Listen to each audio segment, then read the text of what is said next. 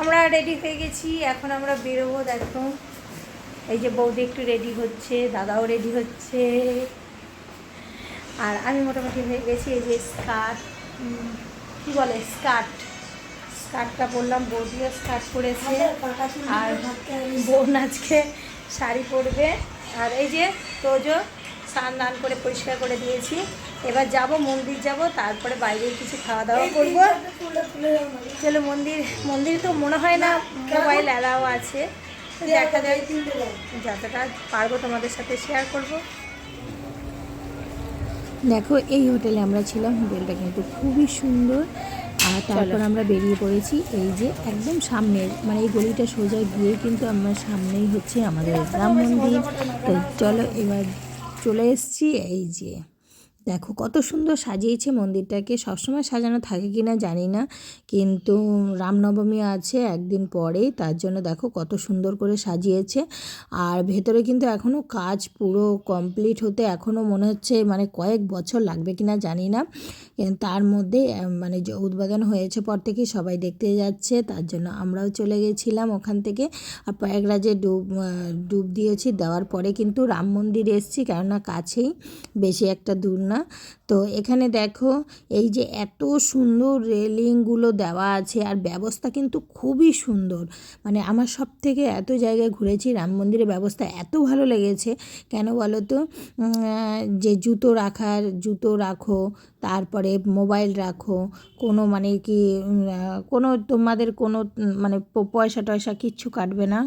তারপরে গিয়ে ঢুকে মানে অনেকটা দূর পর্যন্ত হেঁটে গিয়ে তারপর নিজেরা প্রসাদ দিচ্ছে। তারপরে ওখান থেকে বেরিয়ে তারপরে যে মানে ভোগ হয়, অন্ন ভোগ, তোমাদের খিচুড়ি, তারপর ভুনা খিচুড়ি, অনেক কিছু। তো ওগুলো যত মানে পেট ভরে তোমরা খেতে পারো। তারপর ওই খাওয়া দাওয়া করে আমরা কিন্তু ভেতরে পুরো ঘোরার পরে একটা বড় ওয়েটিং রুম আছে, মানে হল রুম, এখানে বসে একটু রেস্ট করে, মানে ভেতরটা অনেক দূর হেঁটে নিয়ে মন্দির দর্শন করে তারপরে এসে নিয়ে এখানে একটু বসলাম। বসার পরে খুব সুন্দর, তারপরে বেরিয়ে একটু প্রসাদ নিলাম। প্রসাদ খাওয়ার পরে তারপরে আমরা আবার রেস্টও করলাম। এখানে মনে হয় মানে কিছু মানে অকেশন কিছু হয়, মানে ভজন টজন কিছু সন্ধেবেলা ডেলি হয়। তো সেখানে প্যান্ডেলের মতো করা আছে, এখানে পুরো চেয়ার পাতা আছে, এখানে বসে একটু হাওয়া টাওয়া খেয়ে তারপর আমরা বেরিয়ে গেছি কি সরজ নদীর উদ্দেশ্যে। তো সেখানে এখানে খুব সুন্দর কিন্তু মানে গাড়িগুলো চলে, সরকারি গাড়ি ওগুলো, মানে অটো না টোটো না, কিন্তু ওরকম ধরনেরই খুব সুন্দর। এই দেখো গাড়িগুলোতে বসে গেছি, কোনো জার্কিং না, খুব সুন্দর গাড়িগুলোতে চেপে আমার এত ভালো লেগেছে। এই গাড়ি করেই আমরা আবার আসার দিন স্টেশন পর্যন্ত এই গাড়িতে এসেছি। এগুলো কিন্তু সরকারি গাড়ি। তো চলে গেছি দেখো সরোজ নদী দেখতে।